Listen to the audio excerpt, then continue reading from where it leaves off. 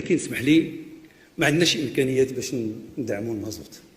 نكونوا واضحين، ما عندناش الامكانيات باش ندعموا سميتو، والا يعني سوف يكون ماليه متقوبه. ما يمكنش، هذه دوله. انا المراه مسكينه ضعيفه، خصها كيفاش طيب، ولا خصها الخبز، ولا خصنا الترونسبور ديالها في الطوبيسات ولا ديال التاكسيات، او الترونسبور ديال المدرسه. انا معاك، حنا داك الشيء علاش كل خطره كندخلوا.